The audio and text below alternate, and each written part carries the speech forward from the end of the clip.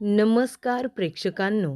शुभ विवाह या मालिकेच्या आजच्या भागामध्ये इथे आता रागिनी म्हणत असते, आकाश आणि भूमी या दोघांना इतक्या जोरात विळखा मारायचा ना, की ते दोघे जण स्वतःच्या डोळ्यांनी त्यांचा जीव हळूहळू जाताना बघतील. तेव्हा आता त्यांच्यावरती मोठा घाला घालण्याची वेळ आलेली आहे आणि त्याची तयारीसुद्धा सुरू केली आहे. तेव्हा इथे पौर्णिमा म्हणते, की तयारी तर आपली झाली आहे, फक्त आता आपल्याला ॲक्शन करायची आहे. तेव्हा रागिनी म्हणत असते, की त्या अपूर्वाला असं वाटतंय, की ती हरली कारण तिने आकाश आणि भूमी यांच्या विरोधात अजूनसुद्धा पुरावा मिळवलेला नाही आहे. त्यामुळे तिला हरल्यासारखं वाटत असेल.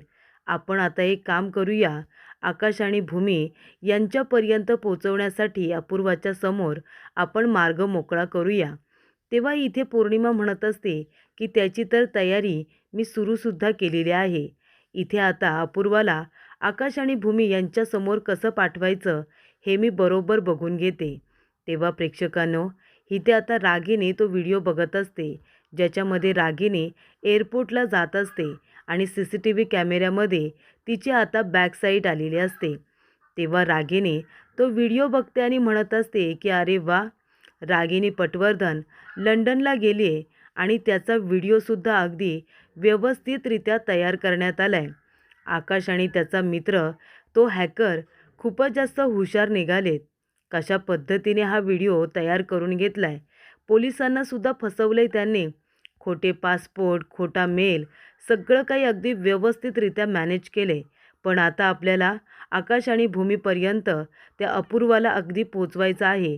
तिच्या हातामध्ये आता दोर द्यायचा आहे आणि त्याचा फास मात्र तिच्या गळ्याला बसणार, म्हणजे भूमीच्या गळ्याला.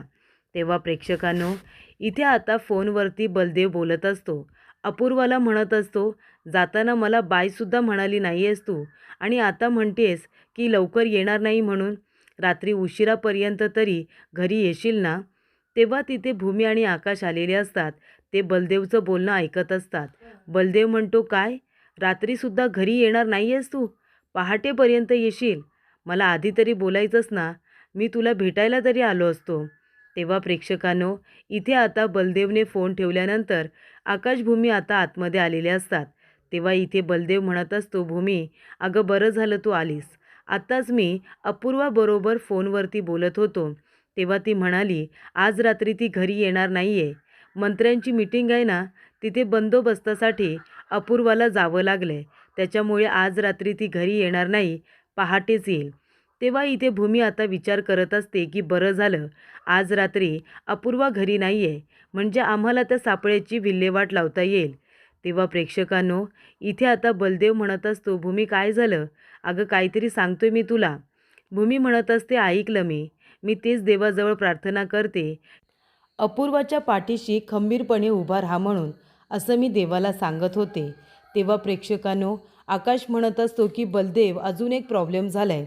अरे आपल्या पुण्याच्या फॅक्टरीमध्ये जो लीडर आहे ना, तो खूप जास्त प्रॉब्लेम करतोय. अरे आपल्या वर्करला भडकवतोय तो. तेव्हा तिथे जाऊन आता त्यांच्याशी बोललं पाहिजे आणि त्यासाठी तिथे तुला किंवा मला आपल्या दोघांपैकीच कुणाला तरी जावं लागेल. कारण का अथर्व इथे नाही आहे ना? अथर्व आणि मानसी भूमीच्या बाबांना डॉक्टरांकडे घेऊन गेलेत. त्याच्यामुळे ते दोघेजण आज रात्री घरी येणार नाही आहेत, तिथेच थांबणार आहेत. तेव्हा तुला किंवा मला आपल्या दोघांपैकी कुणाला तरी आत्ताच पुण्याला जावं लागेल. तेव्हा इथे बलदेव म्हणतो, मग तू जातोयस का? मी थांबतो घरी. तेव्हा इथे आकाश म्हणत असतो, बलदेव मला जायला नक्कीच आवडलं असतं, पण माझ्या इथे महत्त्वाच्या मीटिंग लाईंड अप आहेत आणि त्यासुद्धा मलाच केल्या पाहिजेत ना. तेव्हा बलदेव म्हणतो, अरे माझं पण आता नवीनच प्रोजेक्ट सुरू झालं आहे, तिथे मला लक्ष द्यायचं होतं. आकाश म्हणतो, हे बघ, ते अजून सुरू व्हायचं आहे, पण हे काम आपलं महत्त्वाचं आहे की नाही, म्हणून मला असं वाटते की तू आधी तिथे जावं. तेव्हा इथे बलदेव म्हणतो, बरं ठीक आहे, मी आत्ताच निघतो आणि संध्याकाळपर्यंत घरी परत येतो. भूमी म्हणते, अजिबात नाही, किती वेळा सांगितले रात्रीचा प्रवास करायचा नाही म्हणून. तू आता जा आणि उद्या पहाटेपर्यंत परत ये, तू तिथेच आराम करायचा आहे. तेव्हा इथे बलदेव म्हणतो, ठीक आहे, मी आता जातो, उद्या सकाळपर्यंत येतो. तेव्हा प्रेक्षकांनो, आकाश आणि भूमी आता घरामध्ये कोणीच नसतात म्हणून लगेचच त्या सापळ्याची विल्हेवाट लावायला घेतात.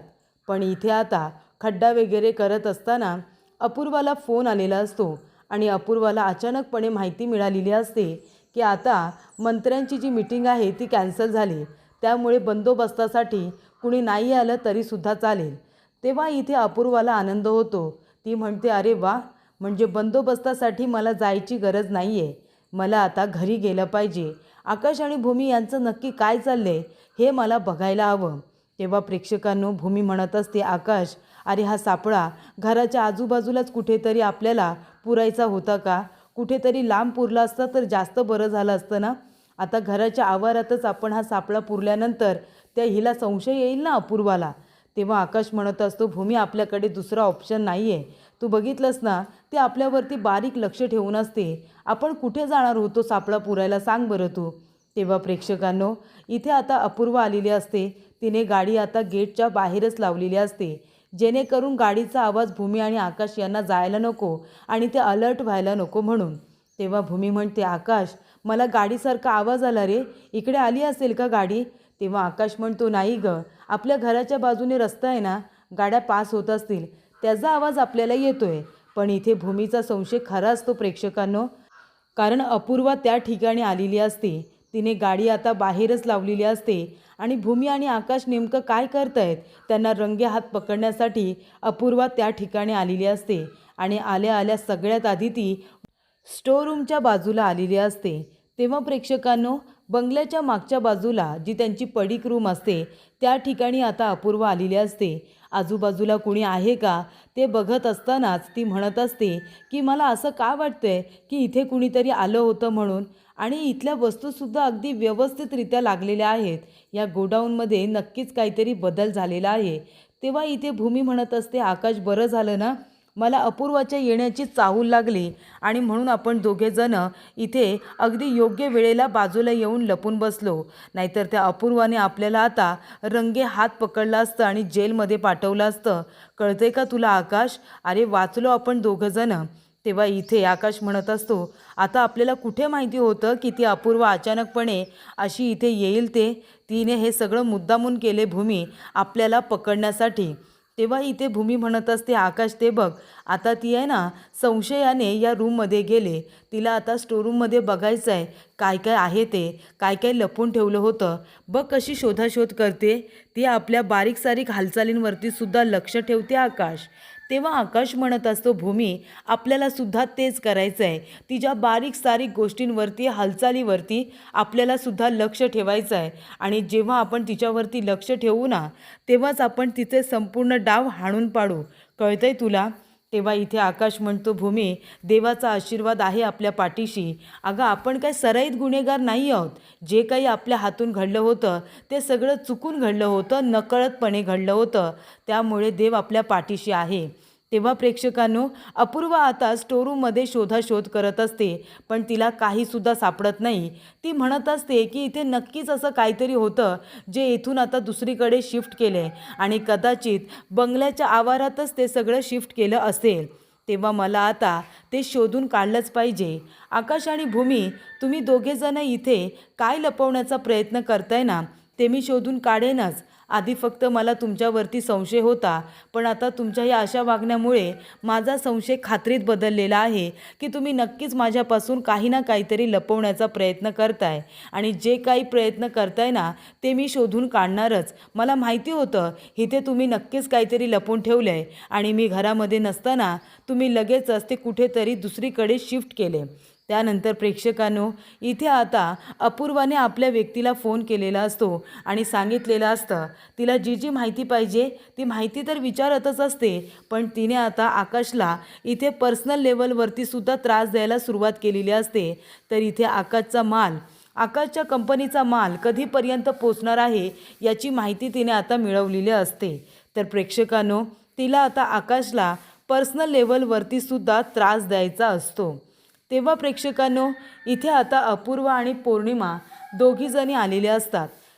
तेव्हा पौर्णिमा म्हणत असते, आई, तुम्ही इथे कशाला आलात? तुम्हाला जर कुणी बघितलं तर?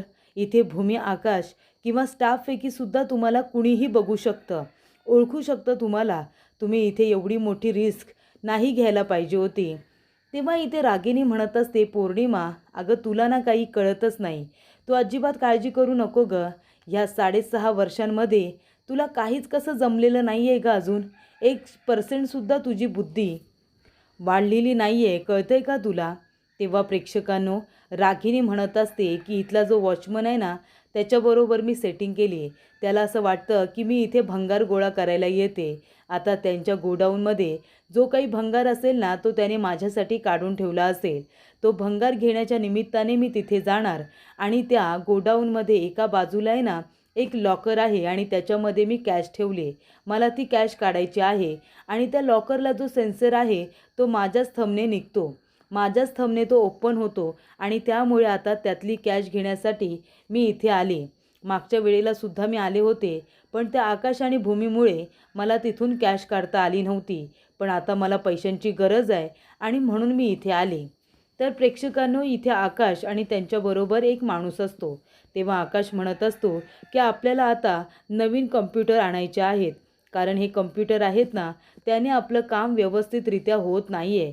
कारण रागिनी पटवर्धनने इथे आता चांगले कॉम्प्युटर आणणार आहे या नावाच्या खाली स्मार्ट कॉम्प्युटर न आणता सेकंड हँड कॉम्प्युटर आणले होते.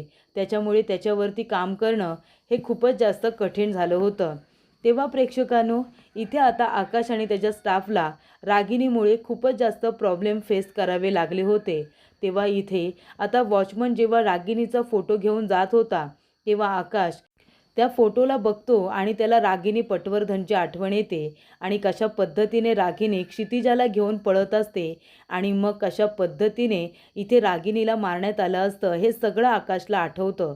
तेव्हा आकाश त्या वॉचमनच्या हातातून रागिनीचा फोटो घेतो आणि तो जोरात खाली फेकून देतो आणि फोडून टाकतो आणि म्हणत असतो की या 7 वर्षांमध्ये रागिनी पटवर्धनची एकसुद्धा वस्तू मला इथे नको होती.